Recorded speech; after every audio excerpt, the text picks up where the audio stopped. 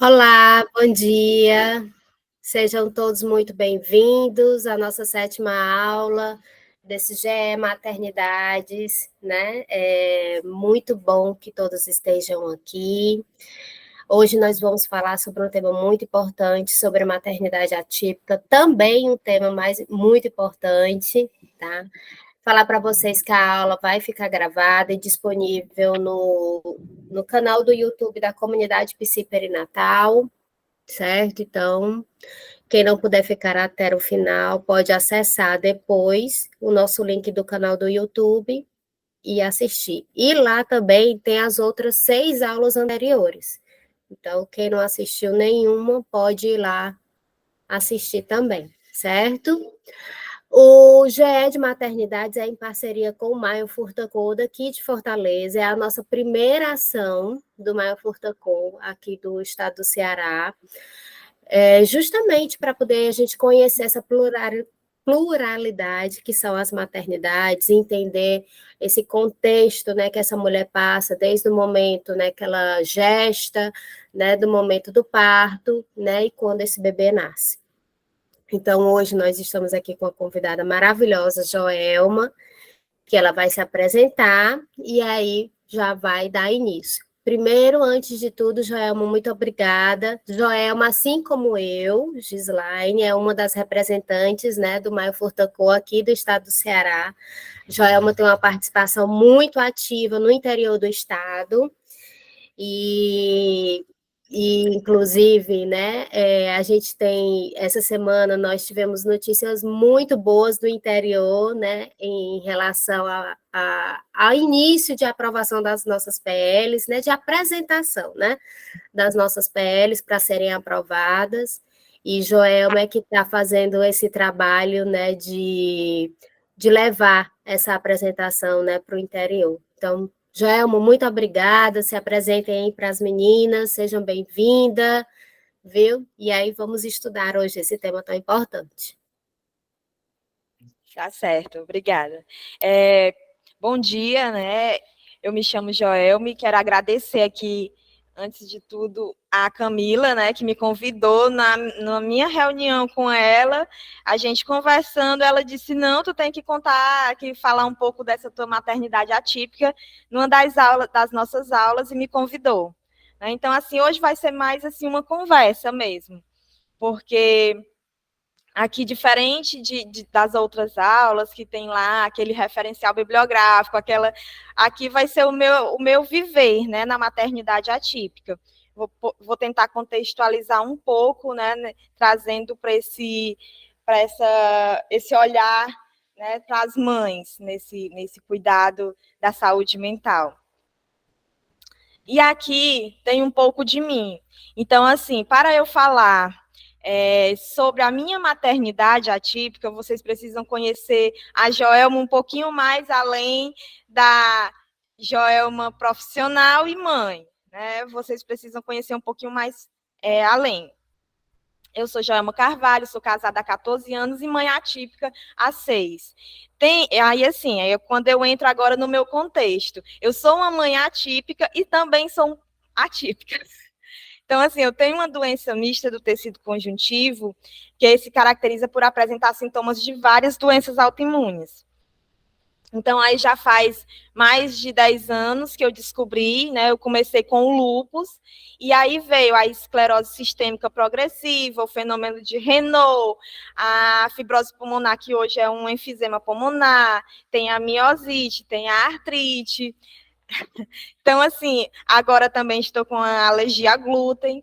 Então, para vocês entenderem a minha maternidade atípica, vocês precisavam me conhecer desse lado também.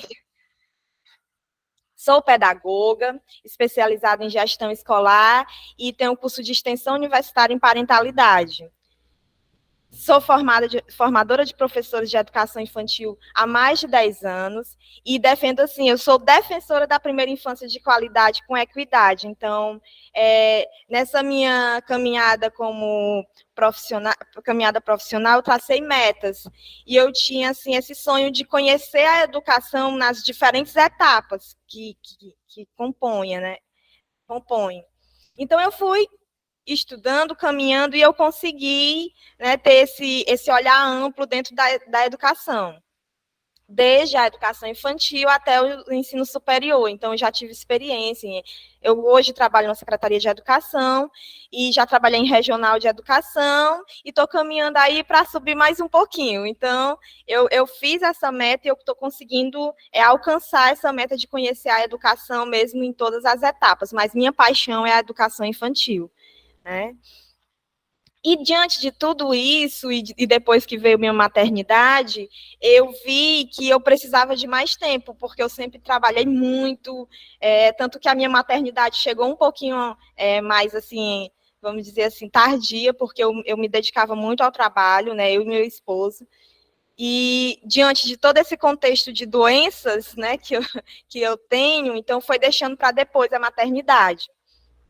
Mas aí, quando chegou a maternidade, eu vi que eu precisava procurar outros meios de não ficar sem trabalhar e também dar essa atenção ao meu filho, né? Então, há uns 2, 3 anos, eu busco essa parte mais de empreender, de ter mais tempo, de poder coordenar o meu tempo. Aí eu venho me direcionando a cuidar de mães, assessorando essas mães que estão nesse processo de iniciação escolar, que às vezes ficam cheios de dúvidas, que saem, estão ali ainda no puerpério, e tem aquelas angústias de colocar a criança numa creche, né? Tem esses receios. Então, aí eu vi que eu posso também ajudar essas mães, né, como profissional da parentalidade, com o que eu sei. E aí eu venho cada dia mais estudando, pesquisando e procurando meios de acolher essas mães que estão nesse processo agora. E o que é maternidade atípica? Eu fui pesquisar e eu vi vários conceitos, mas eu quis trazer aqui para mim, o que é a maternidade atípica, né? Que para mim é uma maternidade que foge dos padrões mínimos considerados normais. Né? Ou seja, é uma maternidade em que tudo vem em dobro. Angústias, angústias das incertezas diante da certeza. E como assim, angústias das incertezas diante da certeza? Porque quando eu tenho a certeza, assim, que eu tenho um filho, uma filha atípica, vem as angústias das incertezas que vêm por trás disso aí. Então, assim, eu tenho uma certeza de algo que vem carregado de várias incertezas. Pensamos e agimos numa perspectiva dupla. Tudo é mais intenso. E eu até me digo, às vezes, conversando, que o meu é triplo, né? Porque tem a minha maternidade atípica e tem as minhas limitações também. Então, para mim, veio meio que triplo, assim, mais intenso ainda.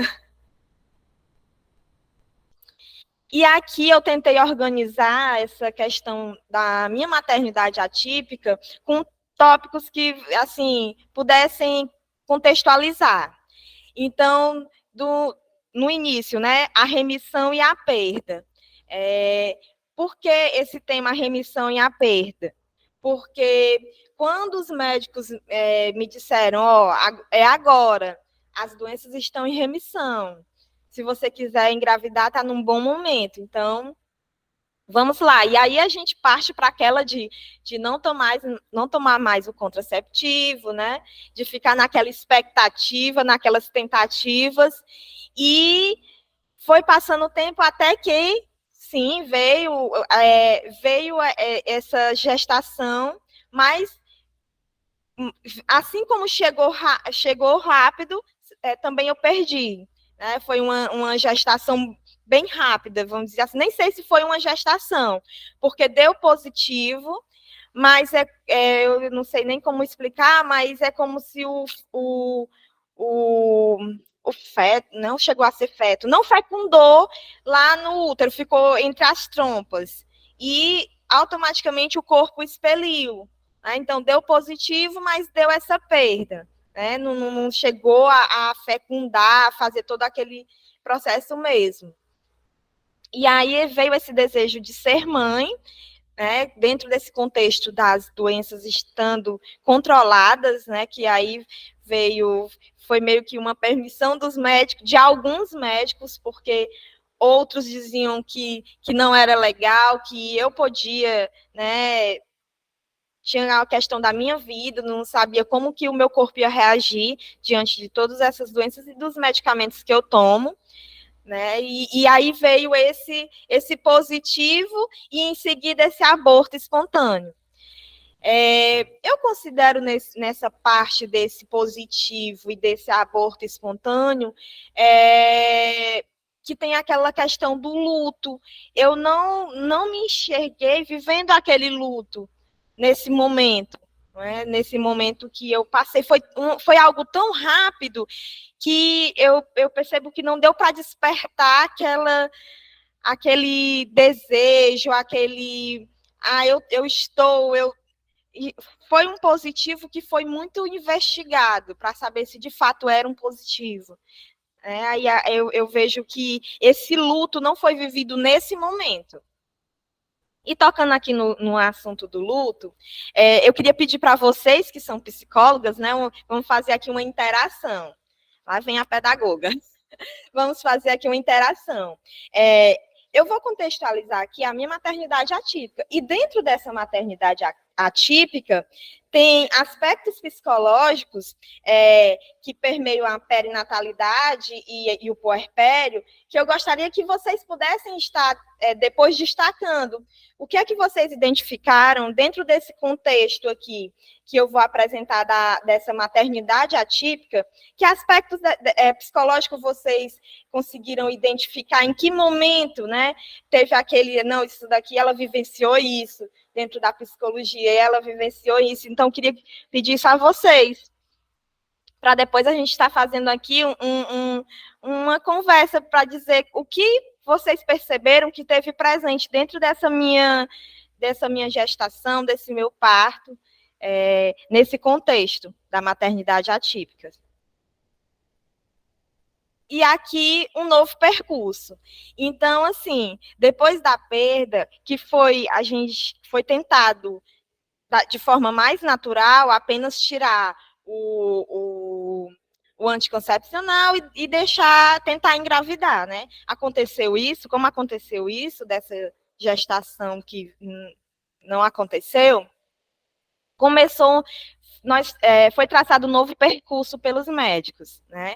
Então, vamos para aquele momento de investigação.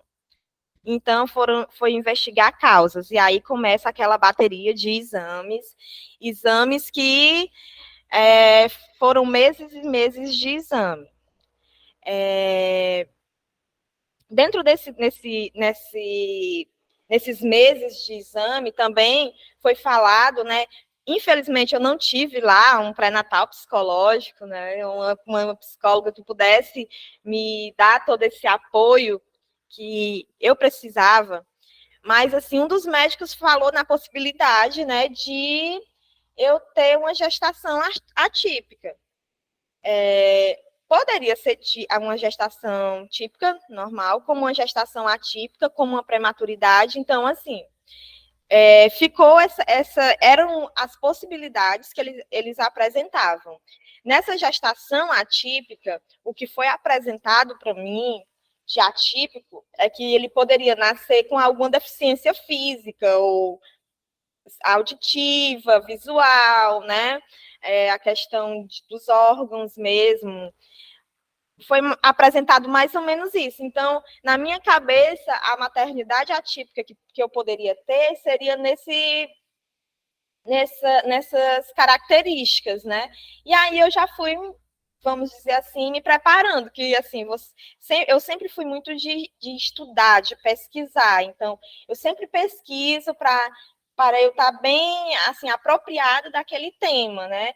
Aí eu fui pesquisar nessas questões, de que forma eu poderia estar ajudando o meu filho, caso ele nascesse, né, surdo, cego, ou com alguma deficiência física, e aí eu fiz uma breve pesquisa. E da prematuridade também eu fui, pesquisei, até que veio também a fala da adoção. A questão da adoção, para mim, sempre teve presente para mim. Eu, Joelma, antes mesmo de casar, né? Então, assim, eu sempre tive esse sonho de adotar. Independente de se eu sabia se eu ia casar, se eu ia ter filho, mas eu ainda quero adotar. Eu tenho esse sonho. E veio essa questão da adoção. Aí eu e meu esposo fomos também pesquisar, saber como era toda essa parte da adoção. Né? Então, assim, foi um percurso cheio de informações, cheio de sensações, inclusive, que eu não coloquei aqui lembrando desse trabalho da Camila, um dos médicos, nessa questão de exames, de investigação, como eu tinha essa fibrose pulmonar, que hoje é um enfisema, ele disse que talvez tivesse a possibilidade de eu ter que fazer um tratamento mais intensivo. E aí veio a questão também de congelar os ovos, de fazer uma inseminação. Então, assim, eu passei por todos esses contextos de uma maternidade que, assim, foram muitas informações mesmo. E eu vejo que o que me ajudou, queria muito ter tido esse acompanhamento psicológico. Tudo foi assim muito intenso, porque eu tinha que internalizar e eu buscava. Mas como eu vou lidar com isso? Aí sempre foi a questão de eu sozinha estudar e pesquisar e ir atrás, me informar. Foi o que me ajudou. Aí a surpresa do positivo. Dentro desse contexto de exames, nesse período eu ainda morava no interior, não tinha ido ainda morar na capital. Aí era viagens e viagens para a capital, né, para Fortaleza, para fazer exames, para ser acompanhada por toda a equipe médica, a minha reumato, pneumologista, enfermeira, tudo, era uma equipe médica que me acompanhava. E aí veio a surpresa do positivo. E como foi essa surpresa? Porque surpresa, né? Eu digo, foi uma surpresa mesmo. Como eu estava nesse processo de investigação, se eu podia ter alguma intercorrência nessa gestação, no parto, um dos exames que faz, assim, eu jamais pensei que eu estivesse grávida e estava vivendo a vida normal. Fazendo minhas coisas sem cuidado nenhum, né? Não, pode ser que eu esteja grávida. Não pensei nisso. E vivendo minha vida normal. Aí, um dos exames que você faz, você precisa fazer um teste de gravidez para saber porque não pode fazer esse exame se você estiver grávida, né? Pede até essa questão de você estar num período menstrual e tudo. São algumas cuidados que a gente tem que ter. Nisso, meu esposo diz, eu tô indo na cidade vizinha, né? Vamos aproveitar que tu já vai próxima semana para Fortaleza e fazer o exame, vamos aproveitar e fazer logo esse teste. Aí eu fiz o teste, voltei. Era assim, um período de festa junina aqui no interior, eu super envolvida com festa junina, ensaiando com os meninos, aquela coisa bem. E quando eu estava lá, sentada no chão, com os meninos e tudo, meu esposo chega. Eu nem procurei saber resultado de exame, porque eu só ia viajar na próxima semana. Aí meu esposo chega, buzinando lá na frente da casa, levanta do chão, cuidado, cuidado porque tu tá grávida. Eu tô grávida? Então, assim, foi mesmo uma surpresa do positivo, né? Foi aquele susto, assim, como eu tô grávida? Eu ainda nem terminei os exames, né, para tentar fazer todo aquele processo bonitinho, de cuidado. Aí fui para Fortaleza já agora grávida, né? E começou todo esse acompanhamento comigo, acompanhamento de todos os médicos, muitos exames para tentar manter essa gestação. Aí aqui o bebê esperado por muitos. Nessa gestação, o meu bebê, ele veio depois de uma perda, né? E ele foi um bebê, ele foi um bebê muito esperado. Por conta, eu posso dizer que daqui até Fortaleza, as 3 cidades que eu já trabalhei, que eu já morei, esperavam muito, era muita gente esperando o Rafael, porque todos eles conheciam esse meu contexto de tratamento, de saúde, de de medicamentos que eu tomo, né? Tudo que já vem aí. E, assim, eu estar grávida era, assim, um milagre, assim, para muitos, né? Um milagre estar grávida e tudo. E, assim, o Rafael foi um bebê muito esperado, não só por mim. Então, eu vivi uma gestação coletiva. Então, como é a festinha que a gente faz, chá de baby, né? Fizeram para mim em 3 cidades. Então, assim, por aí vocês tiram quanto o Rafael foi esperado. Né? Foi aqui, foi em Camusim, foi em Fortaleza, que hoje eu estou aqui no interior, onde eu trabalho. Então, assim, ele foi realmente um bebê bem esperado por muitos. E tudo sobre o controle. O que é esse tudo sobre o controle? É que tudo meu, a minha alimentação, a água, tudo era controlado. Então, assim, eu já vivia num certo controle por conta das minhas limitações, que eu tinha que ter certos cuidados. E aí, depois da gestação, foi assim, o controle do controle. Então, a água, eu tinha as garrafinhas de água lá para eu beber, para eu saber que eu bebia aquele tanto de água. Então, assim, foi um controle mesmo de muitos médicos, muitos exames, uma alimentação bem controlada. Então, assim, eu meio que respirava a gestação, né? Foi, assim, uma dedicação mesmo muito grande, minha e de todo mundo que estava ali à minha volta. Uma gestação biologicamente tranquila. Por que eu considero uma gestação biologicamente tranquila? Porque eu não tive enjoos, pé inchado, tudo que geralmente uma grávida tem, eu não tive. Foi o período que eu me senti, assim, vamos dizer, mais saudável. Depois que eu já foi diagnosticada essas doenças e tudo. Então, assim, foi um período que eu me senti super saudável, foi, assim, um dos melhores momentos, porque a barriga grande, assim, eu me sentia linda, linda e saudável, então eu não sentia nada. Foi super, super tranquila essa gestação. Apesar desse controle todo, biologicamente foi tranquila. Por que eu coloquei uma gestação psicologicamente agitada? E eu posso dizer assim, até frustrante, por conta das falas capacitistas. Então, assim, essa gestação causou muito, como é que eu posso dizer? Muitos posicionamentos diferentes. Então, desde o momento que algumas pessoas ficaram sabendo que eu queria engravidar, chegava, olha os termos, tu é louca, adota, tu pode morrer, tu já passa por tanta coisa, todo mês, não sei o quê, ainda quer engravidar, tu é doido, não faz isso não. Então, assim, foram falas assim, quando eu pensei em engravidar, e quando eu estava gestante, eram falas que, assim, meu Deus, precisava eu respirar fundo, fazer assim aquela meditação para não dar determinadas respostas que hoje em dia eu fico pensando, eu deveria ter dado? Acho que eu internalizei muita coisa que eu poderia ter soltado aí. Então, foram falas tipo, uma que me magoou bastante. Tu vai precisar morar na casa de alguém porque tu não vai ter condições de segurar teu filho nos braços. Porque tem essas doenças reumáticas, tem época que tá com os braços inchados, tu não vai ter condições de segurar teu filho nos braços. Então, pense para uma mãe que está sonhando com esse filho ouvir isso. Eu fico assim, como assim? Não tem um pouquinho de sensibilidade, não, aí? Então, foram falas mesmo assim, bem fortes, que eu tive que lidar e ainda, até hoje, eu acho que eu preciso me trabalhar ainda mais em relação a isso. Então, foi psicologicamente bem agitada. Um dos fatos, eu tive que, com 7 meses, ir morar em Fortaleza, então eu deixei meu esposo, né, tudo aqui em minha casa.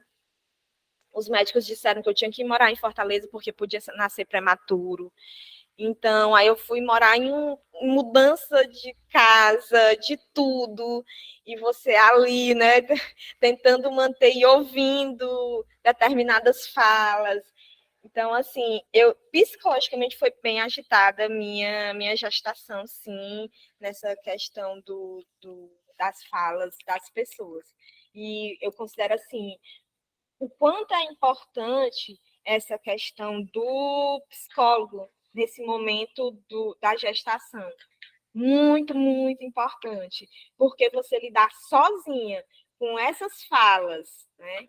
E às vezes compartilhar mais com um amigo, não com um profissional que vai saber ali melhor lhe acolher. Né? Então, assim, nesse momento dessas falas, em que eu não tive um psicólogo, um profissional para me acompanhar, quem me acompanhou mesmo foram meus amigos. Né? Eu sou católica, eu sou muito, assim, tenho muito a fé, então, assim, também Deus me acompanhou, mas meus amigos me deram esse suporte de me ouvir. Isso me ajudou muito. Mas hoje, eu defendo muito a questão da saúde mental, de ter um psicólogo ali para fazer esse acompanhamento. Por isso, eu vivi muito a necessidade de um psicólogo, de ter alguém, um profissional ali para me apoiar. E quando eu entrei para esse mundo da parentalidade, que foi uma curiosidade minha, e que eu vi que eu poderia, sim, estar conhecendo melhor todo esse contexto da familiar e poder estar ajudando essas mães, até mesmo encaminhando, não sei, para um psicólogo, podendo dar essa sugestão dela procurar um psicólogo, porque eu sei perceber determinados comportamentos hoje, depois que eu estudei a parentalidade, isso me ajudou muito e me faz eu me sentir mais útil ainda para essas mães. Essa questão de entender sobre parentalidade, né? De não julgar. Então, assim, essa parte aqui do meu positivo teve essas questões envolvidas. E aí vem a chegada do Rafael. E o susto, né? Vamos lá para essa chegada dele, esse parto. A chegada do Rafael foi um susto, por quê? Como eu falei para vocês, minha gestação, ela foi de 38 semanas e 4. Então, assim, vamos dizer aí os 9 meses. Muito tranquila. Até os 6 meses, eu fazia um acompanhamento particular de ultrassom e fazia o acompanhamento no hospital público, né, onde eu era acompanhada em gravidez de alto risco, porque minha gravidez foi de alto risco. Então, eu fazia nos dois. Quando eu fiz a morfológica, que eu vi que o Rafael estava todo, bracinhos, pulmão, tudo, coração, todo formado, eu disse, não vou mais, vou ficar só na pública mesmo, já que eles estão me acompanhando semanalmente. Eu fui morar em Fortaleza e o acompanhamento era semanal. Aí veio o parto. Minha bolsa rompeu às 10 horas da noite, num sábado de carnaval. Eu estava sozinha com meu esposo, todo mundo tinha viajado no carnaval. E a minha bolsa estourou. E eu fui para o hospital, né, onde já estava programado. Meu parto já estava programado para uma semana depois. E um sábado antes, a bolsa rompeu. O Rafael sentou, ele estava já na posição quase, né? E próximo dessa semana ele virou e sentou. Então ia ter que ser cesárea. Eu queria muito normal. Fiz todo o acompanhamento humanizado, né? O meu esposo ia, e infelizmente, assim, eu queria ter normal, e foi cesáreo, né? Na nossa vontade, o Rafael sentou. Então, aí a bolsa rompeu e eu fui para o hospital.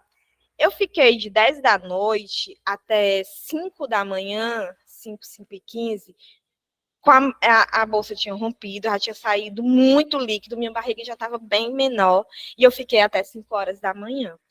Eu fico pensando assim, meu parto já estava agendado para um sábado seguinte, ele não estava sentado, não ia ser cesárea, eu fiquei me questionando, né, por que não fizeram logo? Mas, enfim. Aí eu fiquei até de manhã, eu não sou daquela de gritar, acho que eu deveria ter gritado, sabe, para ver se alguém chegava e fazia logo meu parto. Então eu sentia as contrações, mas eu não dilatava e também ele estava sentado, né, eles já tinham dito que ia ser cesárea. Então, meu parto foi feito às 5h30 da manhã, né, de madrugada, de manhã cedinho. O susto por quê? Uma gravidez tranquila, uma barriga enorme, uma morfológica dando, né, tudo tranquilo, e o Rafael nasceu com APH4, roxinho, e quando eu olhei, eu disse assim, ele é muito pequeno. Então, assim, ele bem pequeno, com um prematuro mesmo. Todo mundo se assustou. Meu esposo estava presente, ele se assustou. Foi 1,946 kg e 42 centímetros. Ele é muito pequenininho. Nasceu com já roxinho, e depois, né, reanimado, e deu a pegar 9. Então, assim, teve tudo isso. E ele foi lá ficou lá em observação, nós ficamos 15 dias. Ele não ficou em oxigênio, não precisou, mas ele ficou 15 dias no hospital, e eu também. Fazendo o quê? Uma bateria de exames, para saber se alguma coisa, né, do que ele tinha, de como ele estava, tinha sido em relação às doenças que eu tenho, ou os medicamentos que eu tomo. E não foi identificado nada. Nada do que eu tenho, ele tem, doenças autoimunes, e nem em relação aos medicamentos, o que eles não atribuem a isso, né? Nada a isso. Então, eu fiquei me perguntando, o que não foi dito no meu pré-natal? Se até os 6 meses que eu estava fazendo esse acompanhamento particular, de ultrassom particular, vendo o peso, vendo o tamanho, tudo normal até os 6 meses. E a partir dos 6 para 7, que eu fiquei só na pública, eu não tive mais esse acompanhamento. Em nenhum momento foi me dito que ele não estava crescendo, que ele não estava ganhando peso, se desenvolvendo. Então, não foi em nenhum momento falado isso. Então, eu tenho no meu cartão de acompanhamento da gestante todos os registros semanais.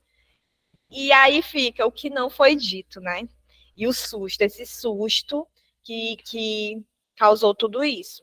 E aí, com esse susto, com essa criança, o Rafael que nasceu assim, vem lá o peso da culpa. E se? Aí fica, e se tu não tivesse tomado os remédios? E será se ele não tem isso por conta do que vem lá do teu esposo, que ele já tem alguns casos de algumas deficiências de primos, né, na família? E se ele tivesse nascido prematuro?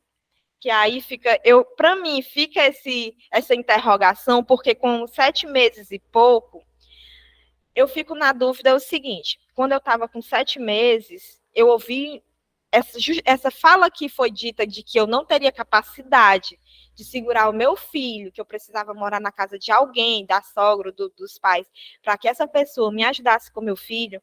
Essa fala me fez ter contrações, eu passei mal, com mais ou menos 7 meses. E eu fui levada ao hospital e me deram alguns remédios, né? Uns remédios que dão, acho que para segurar, não sei.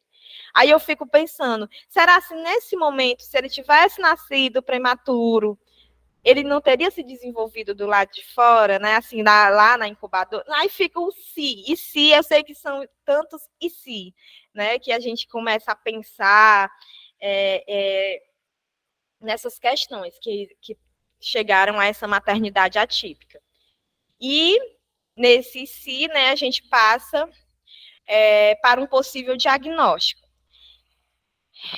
Depois que o Rafael nasceu, nós viemos para o interior e tudo, e o Rafael não crescia, não ganhava peso, o Rafael chorava muito, o Rafael tinha constipação muito grande, ele não pegou o peito, não mamou. Então, assim, foram muitas tentativas. Eu tive que doar meu leite, tinha muito leite, eu doava. E assim, eu tinha um sonho que eu achava lindo as mães dando de mamar. Aí já vem aí outra realidade que eu não vivi. Eu consegui que ele mamasse um pouco, um mês, 2 meses, e com muita dificuldade, às vezes eu tirava o leite. Mas aí, voltando nessa visita que é de 2 meses que a gente volta para o hospital, eu voltei com ele, e lá ele ficou internado. Nesse período que eu estava em casa, voltando um pouquinho, pessoas que vinham visitar diziam assim, esse menino não vai sobreviver. Assim, olhavam para mim, gente, esse menino é muito pequeno, ele está muito magrinho, ele não vai resistir. E eu ficava assim, sabe, assim, falas mesmo que marcaram. E assim, quando eu voltei, ele ficou internado, porque realmente tinham que descobrir o que ele tinha, que ele não estava ganhando peso. Foi descoberto que ele era PLV. Então, ele não conseguia se alimentar, ele não conseguia ganhar peso, porque ele era PLV. Aí veio toda essa questão da alergia, de um novo mundo para mim, estudar sobre a PLV, utensílios, tudo. Foi um primeiro maternar típico, veio com a PLV. Aí dessa PLV, passou-se 2 anos e hoje ele já toma leite normal, não tem nem problema com lactose. Nesse tempo, eu via muito a necessidade das pessoas de dar um nome para o que ele tinha. Então, assim, quando você conheceu o Rafael, ele é muito hipotônico, bem pequeno e hipotônico. Então, assim, ele tinha e ainda tem, né? Hoje, bem menos, essa hipotonia muito presente. Então, ele não foi atingindo esses marcos de desenvolvimento que a criança tem, né? Nesse período da primeira infância. E isso foi me causando ainda mais inquietação, né? Ele não segurava a cabecinha, não segurava o tronco, veio segurar o tronco com mais de 1 ano, ele não engatinhou. Então, essa questão física era muito presente. E com isso vieram, e por ele ser todo pequenininho, a cabeça pequena, aí vieram os nomes, né? Os diagnósticos leigos que vêm. Ah, ele tem microcefalia. Ah, ele tem paralisia. Ah, ele tem síndrome de Down. Então, assim, foram vários nomes dados. Em nenhum momento eu sabia que que a minha maternidade era atípica, mas em nenhum momento, para mim, o nome dessa deficiência influenciava em nada, porque o que eu sempre foquei no potencial dele. Então, eu sempre fui focando no que eu podia fazer para ele se desenvolver, independente de que depois ele tivesse um nome, desse um nome para o que ele tinha. Então, eu não focava num laudo, num diagnóstico, não. Sei que é importante, porque dependendo do diagnóstico, você vai com aquela intencionalidade, né? Você já vai preparado, sabendo o que ele precisa. Mas, para mim, em nenhum momento não influenciava, né? Eu já venho, até brinco que eu vim sendo preparada para ser mãe atípica, porque eu já venho, na minha profissão, lidando com crianças com deficiências desde o meu primeiro momento dentro de uma sala de aula. Então, que eu tinha um aluno para alfabetizar que tinha paralisia e era altamente inteligente. Então, assim, eu não, para mim, a maternidade atípica não foi algo tão assustador, assim, tão distante da minha realidade, porque eu já tinha esse convívio com crianças, jovens, adultos com adolescência nesse contexto da educação. Então, o que é que eu sempre foco? Potencial da criança. Né? O que é que eu posso fazer que ele, dentro das limitações dele, pudesse se desenvolver da melhor forma e com qualidade de vida. Então, é sempre o que eu falo para quando eu encontro uma mãe que está conversando ali em relação a essa maternidade atípica, é esse conselho que eu dou: foque no potencial de seu filho. Dentro da limitação dele, ele tem capacidade, sim, de muita coisa. Não é focar no diagnóstico, focar nas dificuldades, não, é na potencialidade dele mesmo, né? No que ele pode fazer. E eles podem, é só a gente ter um novo olhar, um olhar menos engessado, que a gente vem aí de uma sociedade de engessamentos. E a gente precisa ressignificar esse olhar, ter um olhar mais amplo, mais aberto a possibilidades. Né, e menos foco nas dificuldades. É sempre isso que eu falo. E vivendo esse diagnóstico não real. Eu botei essa parte, vivendo um diagnóstico não real, por conta do luto que eu vivi nesse momento. O luto que eu não vivi lá na perda, eu vivi nesse momento. Como? Era perto do Natal e uma profissional da saúde que acompanhava meu filho Disse assim, sabia que parece que ele tem AME? Aí eu olhei assim, eu, AME? Parece que ele tem AME. Aí eu, tá, ainda ninguém tinha me falado em AME. Eu fui pesquisar. Gente, na véspera do Natal, eu fui pesquisar sobre AME. Aí, assim, veio tristeza, veio dor, veio aquele sentimento de incapacidade, veio medo, veio angústia. Porque a gente vê ainda, eu vi algo muito distante de eu conseguir dar essa qualidade de vida para ele, né?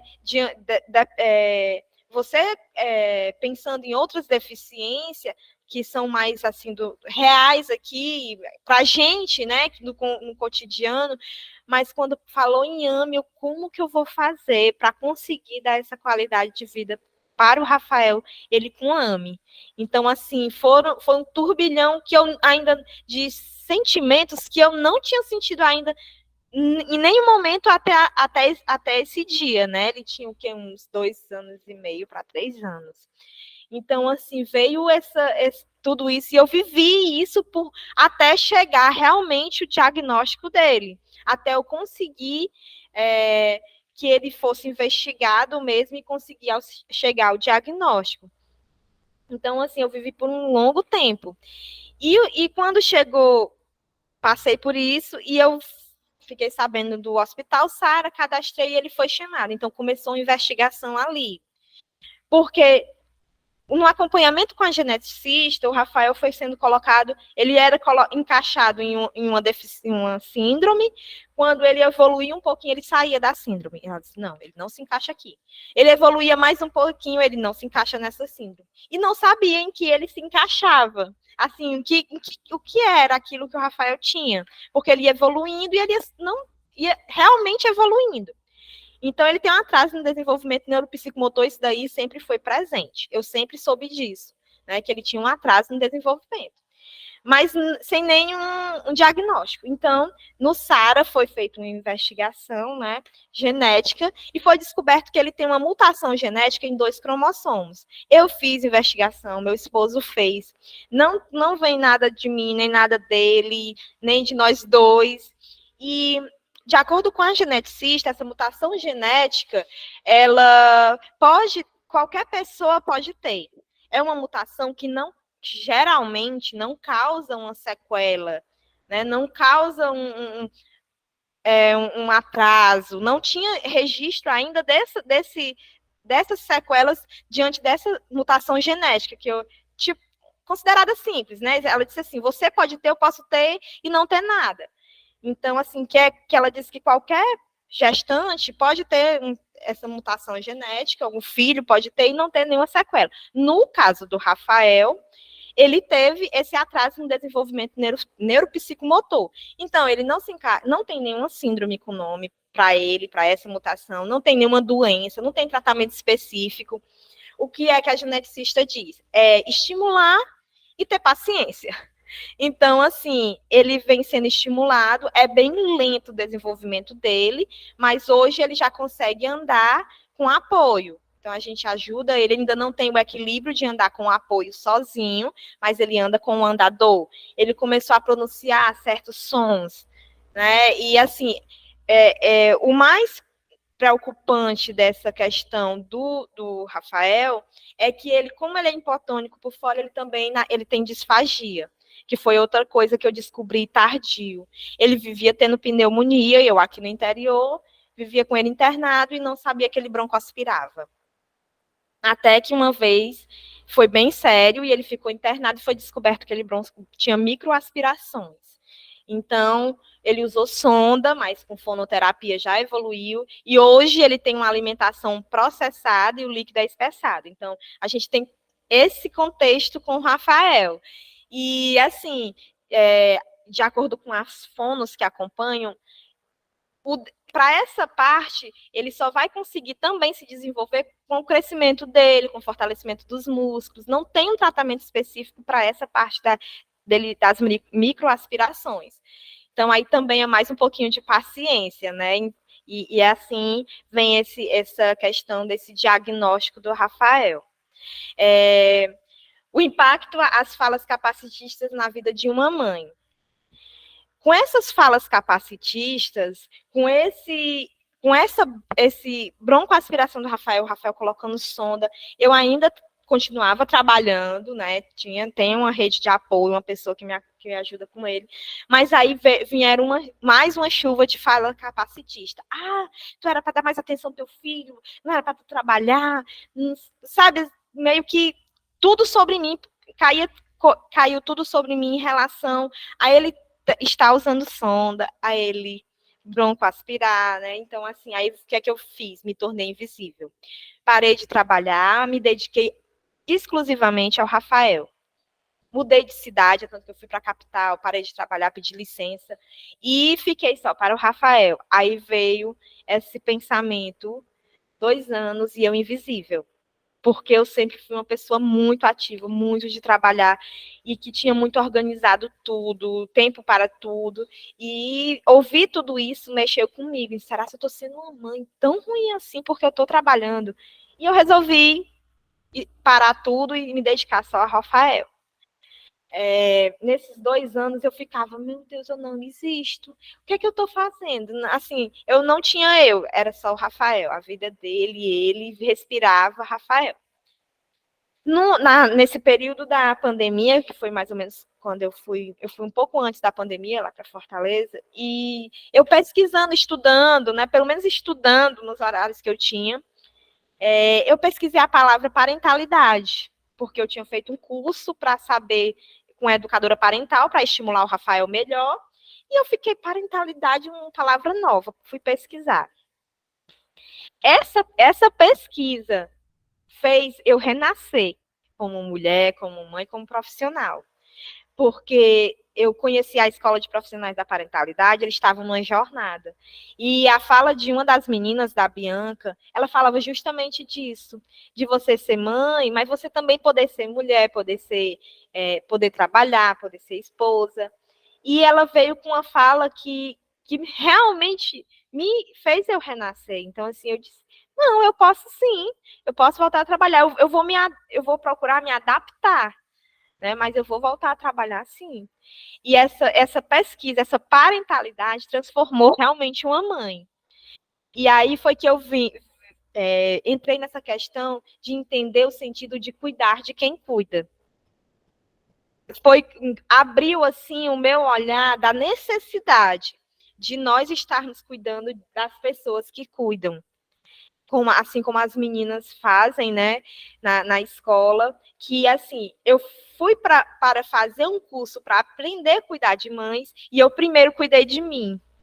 Então, assim, marcou muito, eu digo muito para as meninas, que vai para além do eu me ressignificar profissionalmente, né, mas eu me renasci mesmo, eu me trabalhei muita coisa nessa minha simples pesquisa sobre parentalidade.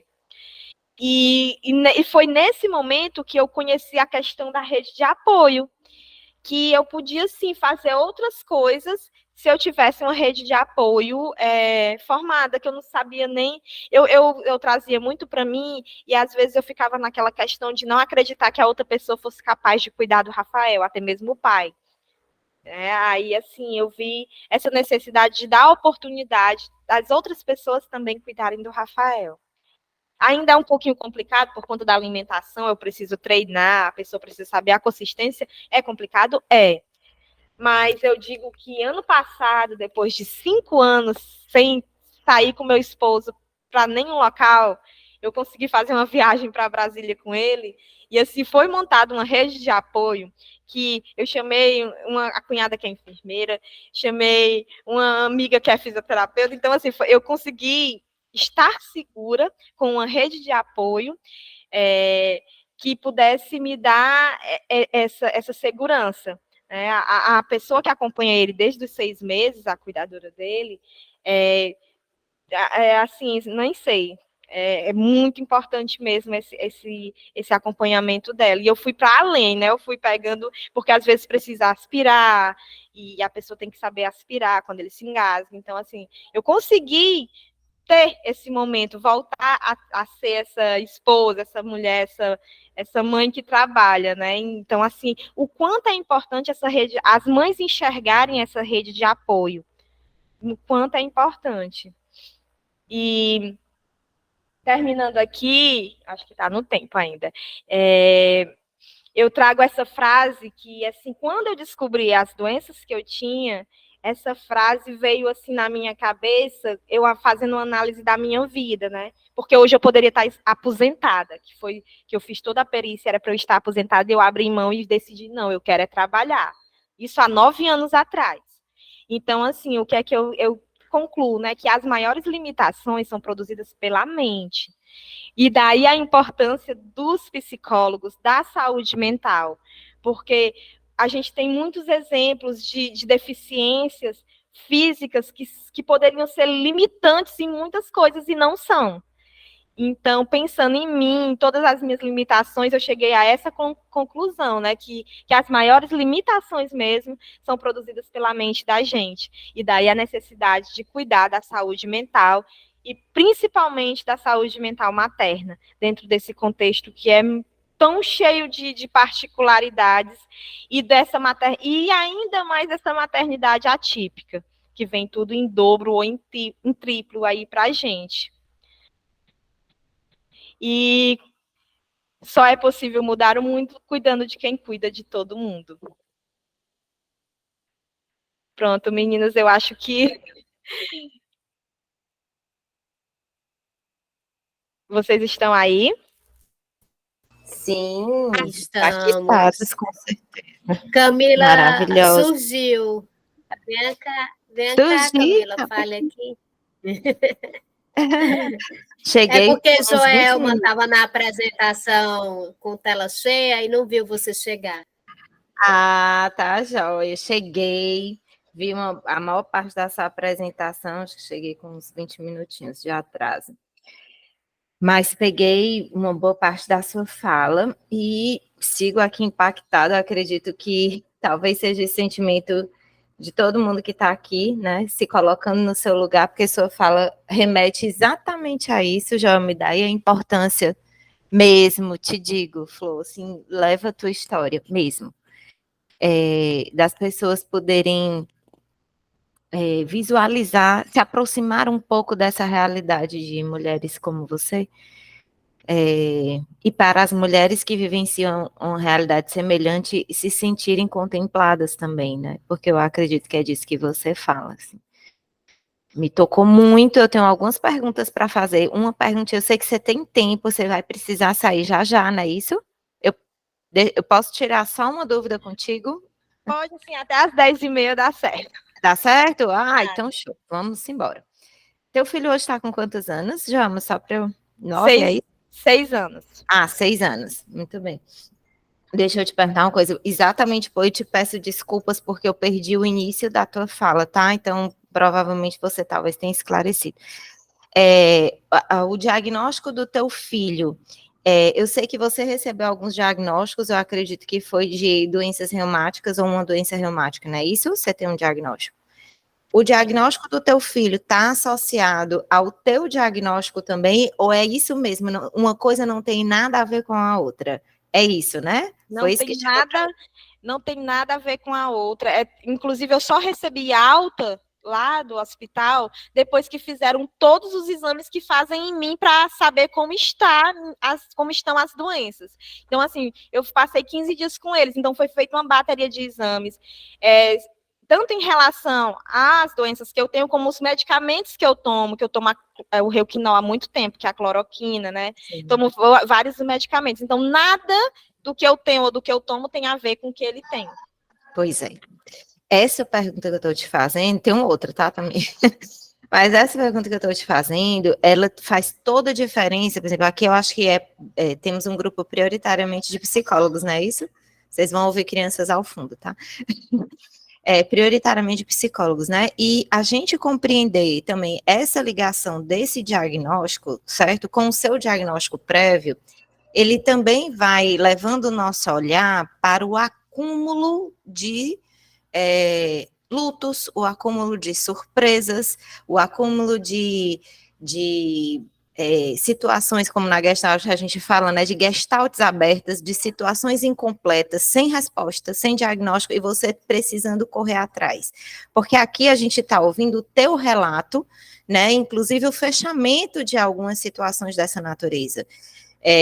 Mas eu não dimensiono o nível de angústia que você sentiu ao longo de cada etapa dessa, porque você acumula o que na psicologia perinatal a gente chama, né, de situações ou atípicas, ou potencialmente ansiogênicas, ou com um conteúdo potencialmente adoecedor para a saúde mental materna. Né? Por exemplo, o fato de você ter ficado internada 15 dias com seu filho, ou seu filho ter ficado 15 dias, já é uma situação potencialmente adoecedora. É um dos exemplos. A PLV é outra. Né? Você ser uma mãe com diagnóstico de doença reumática durante a gestação, pelo que eu entendi, você sofreu uma perda anterior, não é isso? É outra. E aí, Joelma, assim, eu te abraço, né, com a sensação de, a sensação é como eu gostaria que você tivesse tido um suporte também psicológico ao longo dessa trajetória, mas também com muita admiração por você. Eu sei que talvez não seja o sentimento mais pertinente, mas é inevitável que a gente sinta isso, de olhar para você com admiração de que bom que ela conseguiu. Caramba, que força, certo?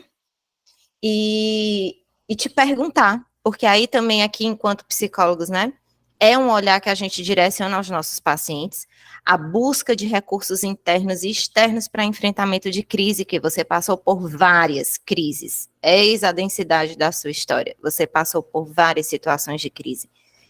O que você considera que te manteve erguida? Sabe? Assim, eu continuei.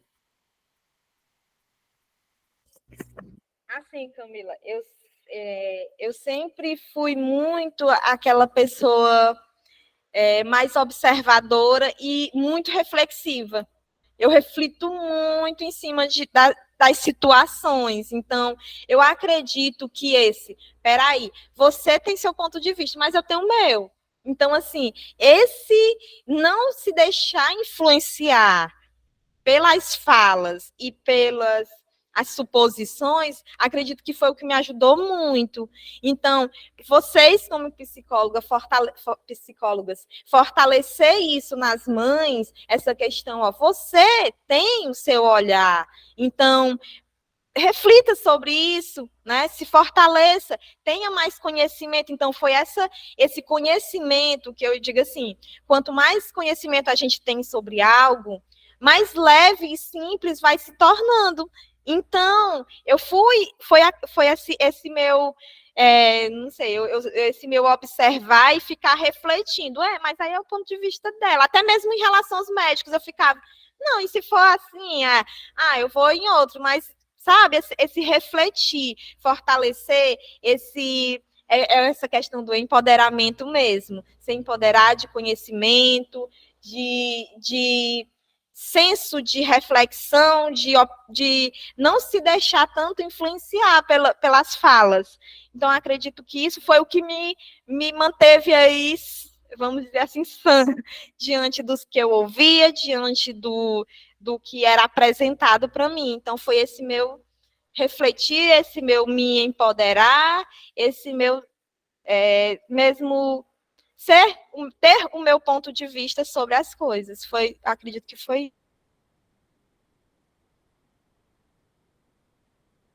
Assim, eu queria perguntar para vocês, né? Que aspectos da psicologia, a gente já até citou alguns, vocês identificaram que eu vivia aí em todo esse contexto. A gente viu o luto, né? E aí tem algumas coisas que, por eu ter estudado a parentalidade, todo esse contexto também, eu passei a identificar, né, tudo isso que as mães vivem na perinatalidade, nesse parte do puerpério. Muita coisa, viu, Joelma? Mas uma fala que me chocou muito, Camila, eu acho que você não chegou nessa hora, foi quando o médico autorizou a engravidar, né? Ela chegou dizendo isso. Eu fui autorizada pelo médico a engravidar. Então, ela tinha o desejo da gestação, né? Queria muito engravidar, mas não podia autorizar, né? Não podia engravidar, né? E assim, essas falas capacitistas que são tão adoecedoras que você recebeu durante toda a sua gestação, para você deve ter sido muito mais intenso, porque para uma maternidade típica, ela já é bem forte, bem real. Mas para uma maternidade atípica, ela se torna duplamente forte, né? Porque é como se você foi colocado numa situação de incapaz, né? Você não pode cuidar do seu filho. E o quanto isso é adoecedor, né? A gente não poder cuidar e o que passa na nossa cabeça? Será mesmo que eu vou dar conta? Será mesmo que eu vou conseguir cuidar, né? Mas o que eu percebi durante todo o trajeto o momento da viagem a Brasília foi o momento ali que você descobriu um além da maternidade. Ali você se descobriu que poderia ser outras coisas, né? Que você poderia ser mãe. Foi ali, naquele momento, que até realmente veio até a maternidade, porque enquanto se buscava um diagnóstico, enquanto se estava na busca do diagnóstico, que também era muito adoecedor, né? Que vieram vários diagnósticos, todo mundo falava uma coisa, né? Todo mundo dizia uma coisa. E aí isso te dava muita aflição, né? E aí você assumir essa função de ser cuidadora e de buscar esse diagnóstico, de fazer investigação, de ir atrás e tal, e tal, e tudo. E quando chegou o curso que você fez, né, e faz a viagem a Brasília, ali você pôde saber o que de fato, que a maternidade estava para o além do cuidar, né, que você primeiro tinha que cuidar de si para poder vir bem, né, e cuidar das pessoas que estão à sua volta, né? Então, a sua fala desde o início, ela começou, Camila, dizendo assim, né? Para vocês conhecerem a minha maternidade, vocês têm que me conhecer primeiro. Então, aí foi falando, aí a gente, não, aqui a gente vai entender muita coisa, né? Então, muito obrigada, Joelma, eu achei maravilhoso. Alguém tem alguma pergunta, quer fazer algum comentário, né? Para a Joelma, para a Camila, enfim. Mas eu achei maravilhoso. Gislane, assim, só para destacar aquela pergunta que eu fiz, eu, né, no meu leigo conhecimento da psicologia, eu vou até perguntar a vocês se o que eu vou falar condiz. O que é que eu pude enxergar aí? O luto, né? A violência obstétrica e também o bebê arco-íris. Rafael é um bebê arco-íris? Vocês consideram? Sim. Sim, Ela né? teve uma gestação ectópica, Camila. Aí teve né, o motivo por conta da perda. E esse mês de março, acabou o mês de março, né? Mas o mês de março, né, é o mês da conscientização, né, da gravidez após a perda, né? Então, Rafael, sim, é um bebê arco-íris, né? Porque ele veio depois dessa primeira gestação, né? Vários lutos sofridos, né? Vários, né? Porque o luto não é só pela a morte física, né? Justamente quando você perde algo ou alguém que foi muito importante. Então, a busca por esse diagnóstico que não chegava, a perda do primeiro filho, né? Então, muitos, né? Aí tem uma questão, porque assim, eu vou me segurando para cá, se deixar eu vou aqui contigo até 11 horas da manhã e ter que cuidar do Rafael. Mas, assim, na sua fala, inclusive, sobre violência obstétrica, eu acho que demarca um aspecto que é super importante para todo mundo também atentar, que quando a gente fala de violência obstétrica, a gente não fala só de violência no parto, porque muita gente tem ainda também essa visão de que a violência obstétrica se restringe ao momento do parto. Violência obstétrica abrange todo o ciclo gravídico puerperal, então, o teu puerpério, na tua gestação, do teu puerpério, enfim, todo o processo que você viveu, você traz relatos de falas que demarcam violência, zero dúvida disso, né? Além do que, além dos lutos que você viveu, a gente pode chamar de luto, de violência, mas o que está por trás dessa classificação aí, tá certo? Que são as consequências emocionais, a gente fala, mais uma vez aqui, de um contexto potencialmente ansiogênico e potencialmente, assim, e que tem um potencial forte para desencadear, por exemplo, depressão gestacional, depressão pós-parto. O fato do Rafael ser um bebê arco-íris, está certo?